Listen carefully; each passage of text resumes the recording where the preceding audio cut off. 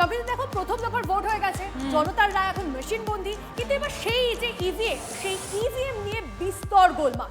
নন্দীগ্রামের মোহাম্মদপুরে ব্যাপক উত্তেজনা, ইভিএম বদলের অভিযোগ কোচবিহারের মেখলিগঞ্জে, দফায় দফায় তা নিয়ে ঝামেলা। पोलिंग सेंटर থেকে যখন যাবে ওইখানে ईवीएम মেশিন চেঞ্জ করবে। मुझे विश्वास है चुनाव आयोग पूरी जांच पड़ताल करेगी। বাংলার ভোটের প্রথম চ্যাপ্টার শেষ। মানুষ কাকে চাইছেন তা স্পষ্ট হবে আর কয়েকদিনে। কিন্তু জনতার রায় যে ইলেকট্রনিক ভোটিং মেশিনে রয়েছে তা নিয়ে বিস্তর গোলমাল।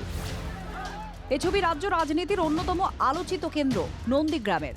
তৃণমূলের অভিযোগ, মোহাম্মদপুরে ভোট কর্মীদের সঙ্গে এক বিজেপি নেতা ইভিএম সংগ্রহ করতে আসেন। ইভিএম কারচুপির আশঙ্কায় শুরু হয় বিক্ষোভ।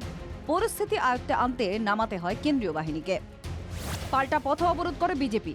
ওখানে ব্যালট ছিনতাই করতে এসেছিল, বীরভূম, বাঁকুড়া এবং কাঁথি থেকে লোক এসেছিল, তাদেরকে ঘিরে নিয়েছিল আমাদের ছেলেরা, উদ্ধার করেছে সিআরপিএফ, উদ্ধার করে তাদের এগেনস্টে কোনো ব্যবস্থা নিল না। তৃণমূলের গুন্ডা, ওদের বিরুদ্ধে কিডন্যাপিংয়ের মামলা সহ মামলা রিটও ফাইল কি করে টাইট করতে হয়, লফুল অ্যাকশন নিতে হয় আন্ডার বিএনএস আমি জানি না।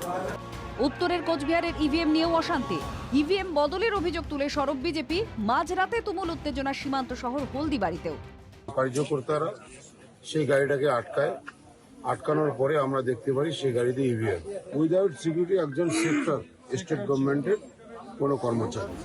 যে বিজেপি নেতার নাম ভোটার তালিকা থেকে বাদ, তিনি কেন ডিসিআরসিতে?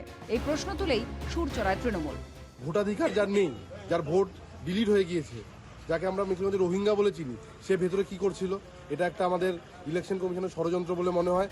কোচবিহার, পুরুলিয়া, মুর্শিদাবাদের মতো একাধিক জায়গায় ইভিএম বিভ্রাটের অভিযোগ উঠেছে। এবার ইভিএম এ কারচুপির আশঙ্কায় নানা জায়গায় অশান্তি। কনিষ্ক মাইতি ও নীলেশ্বর সান্যালের রিপোর্ট, টিভি9 বাংলা।